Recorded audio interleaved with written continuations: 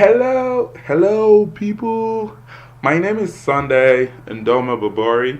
In case you've not heard of someone called Sunday, please don't be surprised. There are a lot of people out there who are who are named after the name of the week, like Sunday, and there are a lot of people out there, I believe, that are named after the months of the year, like July, April, and all that. Yeah. So I love reading books. I love literature. I'm actually a science major. I want to become a medical doctor, but I love literature. And maybe it's because I'm a poet myself, but yeah, I love reading books. And what I hope to do today is to review a book called War and Peace. Yeah, I want to review a book called War and Peace, written by Lev Tolstoy. That's a great book so far. I've started reading it. I love Lev Tolstoy. I read his book called Anna Karenina. I think that was a great book. I would encourage anybody who hasn't read the book to go read the book. I mean, the book is a bit large. I mean, it's big. It's voluminous. I don't know how big it is. Is it like this? I can't tell. But yeah, it's voluminous. It has a lot of stuff in there. One good thing about the book, if I could just chip that in right here, one good thing about Anna Karenina is that it gives you a real life, a near real, close to real life, I should say. It gives you a close to real life feel of the characters in the book. Of it gives you almost a real life account of what the Russian life was in the 19th century. Yeah, 19th century. Yeah, 19th century. Yeah, it gives you a close to real life account of what happened in the 19th century in Russia. And obviously, that was the time Lev Tolstoy, his full name is Lev Nikolaevich Graf Tolstoy. Lev Nikolaevich Graf Tolstoy. He lived during that era. He lived during the 19th century. Yeah. So I'm going to give you a quick history of a quick biography, sorry, of Leo Tolstoy, and I'm also going to get right into the book I am talking about today. And the book, like I said before, is titled. Uh, what's the title again? What is the title? Okay. The book is titled War and Peace. That's what I'm going to be talking about today. War and Peace by Lev Tolstoy. So Lev Tolstoy was born in 1828 in a place called Yanasia Poliana. Now, you would excuse me because I can't speak Russian, so I may not be able to pronounce the words as accurately as a Russian would, but I'll try my best. So he was born in Yanasia Poliana, and Yanasia Poliana is about 130 miles away from Moscow, and I don't think that's too far. That's like, I believe, crossing from one state to another, maybe like Missouri to Illinois, something like that, I believe. Yeah.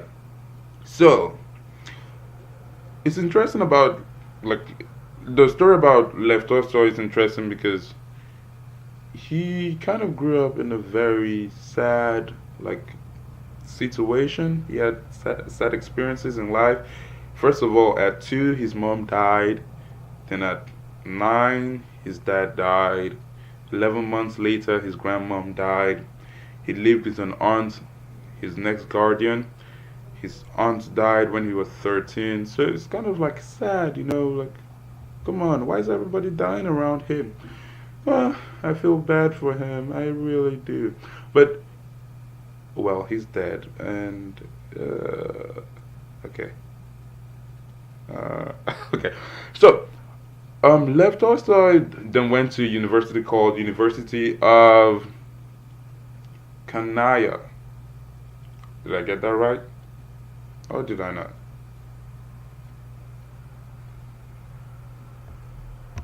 Okay. Lev Tolstoy actually went to a university called the University of Kazan. So I got this information from Britannica.com. So if you want more information about Lev Tolstoy, you could go look it up online um, on Britannica.com, and you're gonna get a pretty much detailed biography of Leo Tolstoy. He was a great writer. I believe he is. So let's get right into the book. Chapter 1 of War and Peace. So the chapter begins and a scene. So the first words of the book, I think I should read them. Let me read them. So now, the person who is talking here will later find out to be Anna Pavlovna. But for now, we don't know who's talking. So I'm just gonna read the opening lines, the opening statements, and we're gonna get them from there. Here we go. Well, Prince, so Genoa and Lucca are now just family estates of the Bonapartes. But I warn you, if you don't tell me that this means war, if you still try to defend the infamies and horrors perpetrated by that Antichrist, I really believe he's an Antichrist. I will have nothing more to do with you, and you're no longer my friend, no longer my faithful slave, as you call yourself. But how do you do? I see I've frightened you. Sit down and tell me all the news. So, this, like I said earlier, this comment was made by Anna Pavlovna. So, Anna Pavlovna was visited by a person who we get to know as Prince Vasily Kuragin. So, we right now do not understand like the terms of their relationship. We already know, like in the chapter, we get to know that they're just more than like casual friends. It seems like they have some kind of intimate connection going on there, but we're not really sure about that. We also get a hint that Anna Pavlovna is some high society woman. Actually, we're told that she is the maid of honor of the Empress Maria Fedorovna. So we pretty much have a sense of the fact that Anna Pavlovna is an interesting character. We then get to learn about Prince Vasily. Prince Vasily is almost like a fall of Anna Pavlovna. He's more disengaged, disinterested, more like a frowning guy, someone who's just like doing stuff because he has to do them, like someone who's not even interested in many things. Like when Anna starts talking politics, it's more or less just like mechanical, more or less mechanical. Yeah. So the book is set. We have an idea that the book is set in an era when Napoleon Bonaparte was invading France. So Anna Pavlovna was talking about Napoleon in the first comment I read to you earlier, and to her, Napoleon Bonaparte is or was the Antichrist, and we don't really understand why she has the feelings or such feelings towards Napoleon. I mean, we get a hint that yeah, invasion is pretty bad. Napoleon was invading her country and all that, you know. But yeah, we don't really understand the complexity of the whole issue. We're just introduced into it for the first time, and I think it's gonna build up so far. It's gonna build up later on, but so far we get to know that we get introduced to the two characters. We also get to learn that Anna Pavlovna is going to be hosting a get-together, something like a get-together in her apartment later in the day. She had two visitors invited, Abbe Morio and Le Vicomte de Mortemart. Now, as a quick note there, I noticed that many of the things that were said, or many of the words and terms used in the opening chapter were in French. In fact, many of the people had French names like Le Vicomte de Mortemart, like Abbe Morio. Abbe Morio is more Italian, I guess. Yeah, I think. But anyway, kind of French. I think so. I'm not sure, but yeah. So I think the invasion of Napoleon in France may have affected or may have influenced that French element, Yeah. So we pretty much have an idea why Prince Vasily is not so much interested in politics and in talking about other things. He's more or less a heavy, sad man. He's sad about his children, but he kind of treats the topic in a sarcastic voice. At first, when Anna Pavlovna tries to like start a conversation on that in that area, he's more or less like sarcastic. He's like, I'm not a good father. I'm pretty sure everybody knows that I don't have the paternalistic element. And they're like, oh, okay. But yeah, he later on explains that his younger son, Anatole, is an active fool, while his older son, I believe, Hippolyte, is a quiet fool. We don't really understand the father-children dynamics. We only get the feel that he doesn't really like his children. He's trying to do good by them. He's trying to train them in school and give them a better life, but it seems like his children are not making him proud. So the stage is set for a meeting that's going to be taking place in chapter 2. We already know the characters. Anna Pavlovna, she's interesting, impressive, engaged. She's very patriotic. In fact, when Prince Vasily criticized the Empress, in a way, he just gave a slight criticism of the Empress. The Empress decided to um, elect a guy named Baron Funke. Baron Funke, yeah. The Empress decided to elect a guy called Baron Funke, or nominate a guy called Baron Funke for the post of first secretary. And Prince Vasily is explicitly stated in the book that Prince Vasily was trying to give his son that post, was trying to like push his son into that area to become the first secretary, and he is evidently disappointed that his son wasn't chosen. Instead, Baron Funke was chosen, and he doesn't like Baron Funke, so he kind of criticized the Empress for seeming to making that decision, going that path. And Anna Pavlovna was not happy about that. She criticized that statement or that reaction to the by Prince Vasily to the Empress. But the book makes us understand that even though Anna Pavlovna like criticized him a little bit, because of their terms of relationship, their friendliness, or perhaps intimacy, she pretty much like lets it pass. I mean, she just continues the conversation and goes into personal, like intimate conversations about Prince Vasily's family. So, yeah, a recap of what I've said. So, I gave you a brief biography about Lev Tolstoy. I left a couple of other things about like his life, about how he was a free person, very sociable person.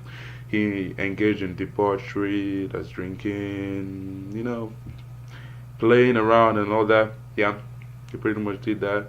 And how he also like tried to make rules for himself and fell short of his own rules. And I didn't talk so much about that. I didn't also talk so much about his other books, Lev Tolstoy's other books. But yeah, I gave you just a small bits of information about Lev Tolstoy and about his biography. I also set the stage for the book War and Peace. Based on the summary that I've read so far, the book is on the Napoleonic era, or the Napoleonic invasion of France, and it's going to talk about like how the Russian society, especially the high class society in Russia, reacted to the events.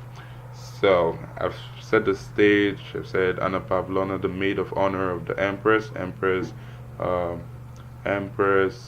Maria Fedorovna, was talking to another person called Prince Vasily Kuragin, and Prince Vasily Kuragin was disengaged, is sarcastic, a bit offhand sometimes, while Anna Pavlovna was very impressed, uh, engaged, willing. And another thing I didn't say was that the book said Anna Pavlovna was sick. She more or less, I feel like she over exaggerated the level of her sickness. She called herself an invalid, and to me, an invalid is someone who is uh, differentially abled or disabled. And I don't think she was disabled. I feel like she was like mildly ill because like we'll get to see that in later chapters, in the next chapter especially, in which she kind of like partied, not party, but she had to get together with people. So she didn't seem that sick yet. But yeah, so the tone of the book is more high class, to people of high class Russian society in the 19th century talking kind of words, the political correctness and all that. So it all plays into it. The sarcasm and all that all plays into it. So it's an interesting book. I mean, it's very interesting so far.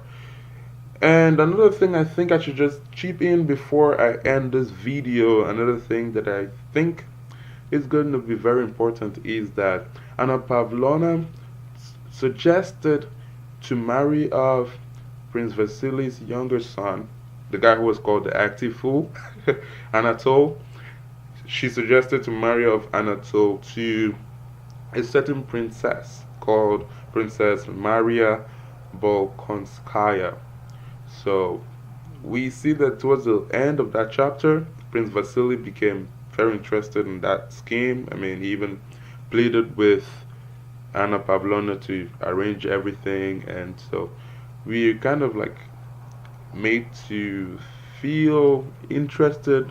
I mean, we kind of like introduced into that aspect of the book, and we really want to know more. Want to know what's going to happen at the end, who is going to marry and who is not going to marry.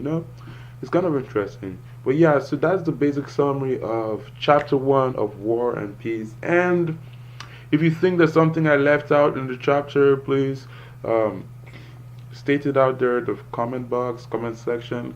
And if you think there's something about the video that you think I could improve upon, this is my first video.